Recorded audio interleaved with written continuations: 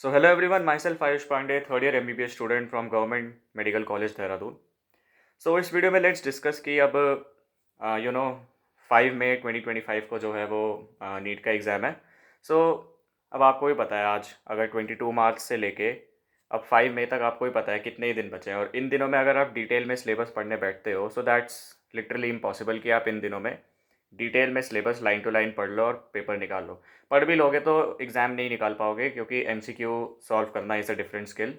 उसको थ्योरी रट के और थ्योरी पढ़ पढ़ के नहीं कर सकते. That is completely a different skill. So let's discuss some points कि 5 मई को नीट का एग्ज़ाम है. तो चलो 4 मई, चार जो 4 मई है उसको आप अपना लेजर डे मान लो कि उस दिन कुछ नहीं करोगे, जस्ट रेस्ट. तो लेट्स डिस्कस कि 3 मई 2025 तक आप क्या कर सकते हो ताकि आप अपना स्कोर जो है वो एम सी क्यू वाइज, क्योंकि obviously M C Q paper है तो उसी के हिसाब से अपनी स्ट्रैटेजी बनाओ और उसी के हिसाब से आपको पेपर देना है. तो अब देखो, इस वीडियो में मैं कुछ एक्स्ट्रा ऑर्डिनरी नहीं बताने वाला हूँ. मैं सिर्फ वो बताने वाला हूँ जो मैंने फॉलो किया था, और वही बता सकता हूँ, मैं उससे ज़्यादा कुछ नहीं बता सकता. सो सी, अभी तक आज 22 मार्च तक आपने जितना पढ़ लिया दैट्स ओके. अगर आपका सिलेबस एक बार हुआ है तब भी ठीक है, 2 बार हुआ है तब भी ठीक है, 3 बार आपने रिवाइज कर लिया तब भी ठीक है. अब कल से लेके 3 मई 2025 तक आपको क्या करना है? आपको सिर्फ दो चीज़ें करनी है. पहली चीज़, you have to give as many test as possible. कितने टेस्ट? यूजुअली आप क्या करो, देखो 180 मार्क्स का पेपर है, सॉरी 180 क्वेश्चन है पेपर में, 720 मार्क्स, 3 आवर्स. पुराना वाला हिसाब अब नहीं है कि 200 क्वेश्चन है, 3 घंटे 20 मिनट है आपके पास, और मतलब ऑप्शनल क्वेश्चंस भी हैं कि 5 छोड़ सकते हो. अब ये वाली जो चीज़ है अब ये हट चुकी है. अब आपके पास 180 क्वेश्चंस हैं और इनमें कोई ऑप्शंस नहीं है.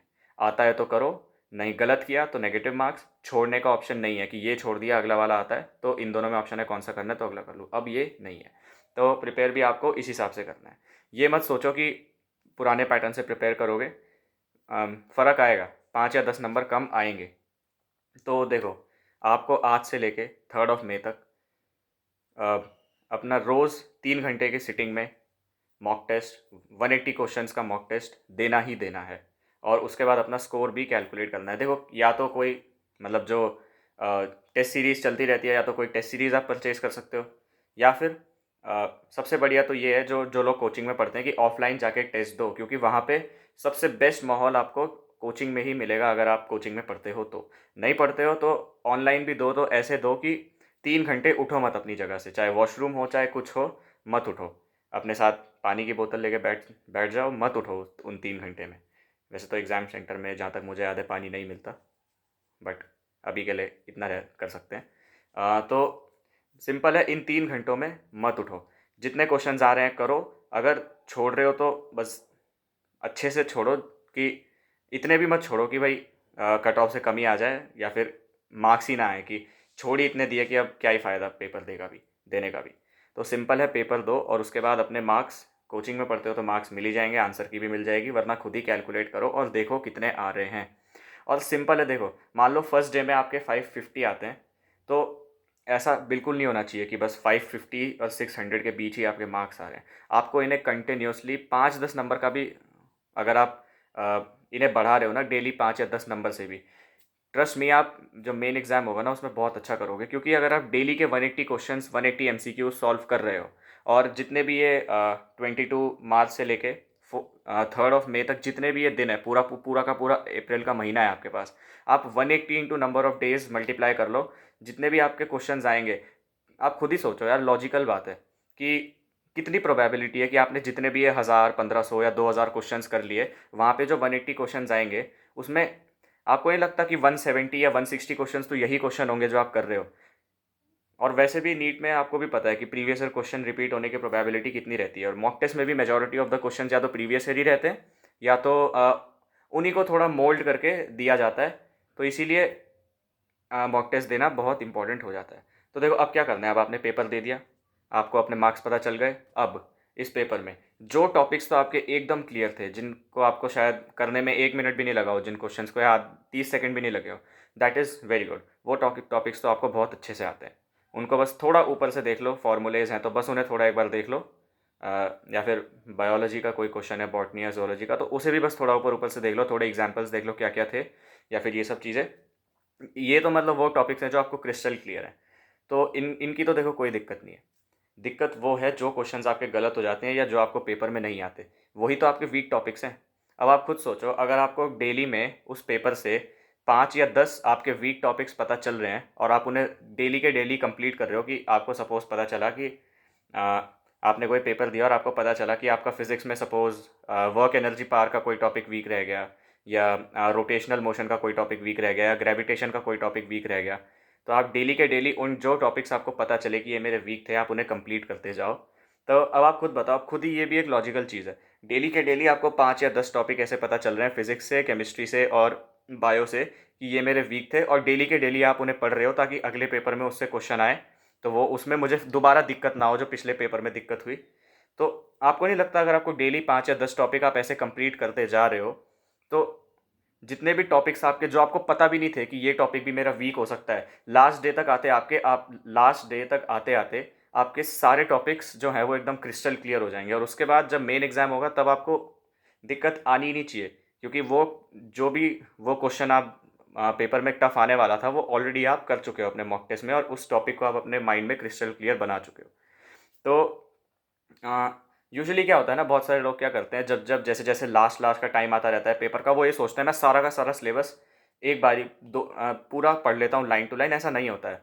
सिंपली क्या करना होता है, अगर आप मॉक टेस्ट भी दोगे और डेली के डेली 10 टॉपिक्स भी पढ़ोगे, अ, जो भी आपको पेपर से पता चलेंगे, तो आपको नहीं लगता आप 90 to 95% ऑफ द सिलेबस तो वैसे ही लास्ट डे तक पढ़ लोगे। 10 10 टॉपिक जो आपको पता चल रहे हैं मेरे वीक थे, या फिर टॉपिक के अंदर भी कोई छोटा सा सब टॉपिक भी आपको पता चल रहा है जो मेरा वीक है, या मुझे ये याद नहीं रहा, रिटेन नहीं रहा बायो में सपोज, या केमिस्ट्री में, इनऑर्गेनिक में, कुछ भी, तो आपको नहीं लगता 90 to 95% ऑफ द सिलेबस आप लास्ट डे तक ऐसे ही मॉक टेस्ट के जरिए ही कंप्लीट कर लोगे।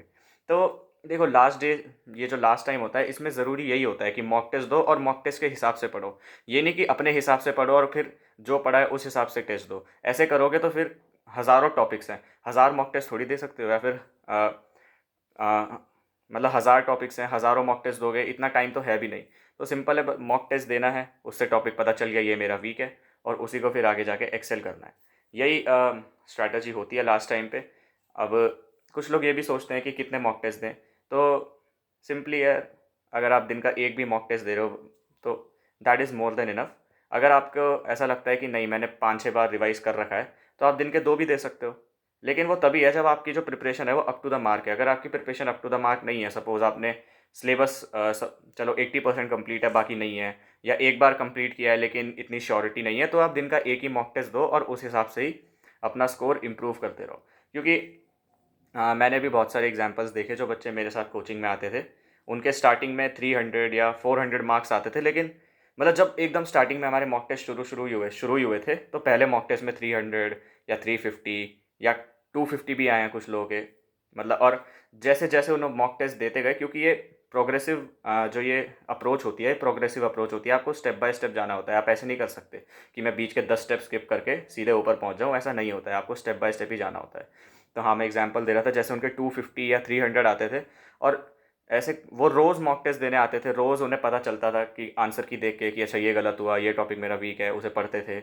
और ऐसे करते करते लास्ट डे में उनका जो स्कोर है वो 630 640 तक पहुंच गया। और ये क्यों पहुंचा? क्योंकि पहले डे में उन्हें पता चला मेरे 300 आए हैं, तो मतलब बचे कितने, 420 मार्क्स का जो मैंने गलत किया है, या उसमें से कुछ छोड़े भी होंगे, लेकिन उन्हें पता चल गया कि भाई मुझे इतने टॉपिक्स नहीं आते, अगर मुझे वो आ रहे होते तो मेरे 420 मार्क्स तो आ ही जाते। तो ऐसे करते करते वो डेली टॉपिक कंप्लीट करते गए, तो लास्ट डे में उनके देखो आप कैसे सीधे 200 से लेकर 640 तक उन्होंने मॉक टेस्ट दे के ही जंप मार ली। अब यहीं सोचो, वो बिना मॉक टेस्ट दिए नीट का पेपर देते, तब उनके 300 आते, फिर अगले साल वो ऐसे पढ़ते पढ़ते 640 लाते, तो कहाँ एक महीने में आप 200 से 640, या 1.5 महीने 2 महीने में आप 200 से 640 मॉक टेस्ट के जरिए जा रहे हो, और कहाँ फिर आप एक्चुअल नीट का पेपर दे के 200 से 650 या 640 जाओ। तो ज़्यादा बेटर ऑप्शन क्या है? ऑब्वियसली भाई, मॉक टेस्ट दे के आप ऐसे प्रोग्रेसिवली अच्छे मार्क्स ले आओ, तो वो ज़्यादा अच्छी चीज़ है, और ना कि मेन एग्ज़ाम दे के फिर आप ऐसे करो, है ना। सो या this was what I did जब मेरा नीट का एग्ज़ाम नियर आ रहा था, and thanks to my coaching कि उन्होंने हमें ऐसे मॉक टेस्ट ऑर्गेनाइज़ करे। और हर कोचिंग ही ऐसे मॉक टेस्ट ऑर्गेनाइज़ करती है। अगर आप ऑनलाइन भी पढ़ते हो किसी भी प्लेटफॉर्म से, कोई भी प्लेटफॉर्म से, तो वो भी अपना रेगुलरली या तो हर 2 दिन में या हर दिन ही अपना मॉक टेस्ट रखते रहते हैं। और इनफैक्ट वो तो नीट मतलब जैसे 5 मई को आपका पेपर है, उनका मॉक टेस्ट तो 4 मई को भी होता है बहुत सारी कोचिंग्स का। हमारी कोचिंग में तो ऐसा था कि भाई 2 दिन पहले उन्होंने मॉक टेस्ट मतलब कंप्लीट हो गए थे कि अब जो लास्ट डे है उसमें आप थोड़ा रेस्ट कर लो या मतलब चिल मारो, मतलब यही था, अगले दिन पेपर है। तो या वरना जो बहुत सारी कोचिंग्स तो ऐसी भी होती हैं जो लास्ट डे पे भी पेपर रखते हैं। फिर बच्चों को लास्ट डे पे भी पता चलता है कि मेरे 1 या 2 टॉपिक ये भी रह गए थे, फिर वो उसे पढ़ के अगले दिन पेपर मेन पेपर देने जाते हैं, फिर अच्छा करते हैं। तो हाँ, यही मेन है कि आपको कैसे इस टाइम को अच्छे से यूटिलाइज करना है। क्योंकि लॉजिकल सी बात है, अगर आप पूरा सिलेबस देखोगे तो पता नहीं कितने सारे टॉपिक्स होंगे। उनको तो आप ये 22 मार्च से लेके 4 मई तक, या कुछ बच्चे ऐसे होंगे जो 5 मई की सुबह भी पढ़ते रहेंगे, वो ट्रस्ट मी नहीं कंप्लीट कर पाएंगे, बिल्कुल नहीं कंप्लीट कर पाएंगे लाइन टू लाइन सिलेबस। तो तरीका क्या है? बस तरीका यही है कि मॉक टेस्ट दो, अपने मार्क्स एनालाइज करो, और जो भी वीक टॉपिक पता चल रहे हैं उन पे वर्क करो, ताकि अगले पेपर में एटलीस्ट वो टॉपिक्स गलत ना हो। फिर अगले पेपर में आपको नए टॉपिक पता चलेंगे कि भाई ये भी नहीं आते थे, अब ये करता हूँ, ताकि आपकी जो पूरी प्रिपरेशन है वो अप टू द मार्क हो जाए। स्टेप बाय स्टेप अप्रोच है, सीढ़ी दर सीढ़ी आपको चढ़ना है, आप स्किप नहीं कर सकते, वरना सिंपल क्या है, पेपर में वही आएंगे, 300 400 आएंगे, फिर ड्रॉप लेना पड़ेगा। फिर ड्रॉप लेके 1 साल में आप 200 से 640 पहुँचोगे। इससे अच्छा तो यही है कि मॉक टेस्ट दे के आप 1 या 1.5 महीने में 200 से 600 या 640 पहुँच जाओ। सो या दिस वॉज माई टाइम। यही मैंने लास्ट 2.5 मंथ्स में किया था। और ये एक प्रूवन तरीका है, ये मत सोचो कि ये इसके लिए काम करेगा, हमारे लिए काम नहीं करेगा। This is a proven method. So yeah, all the best everyone, thank you.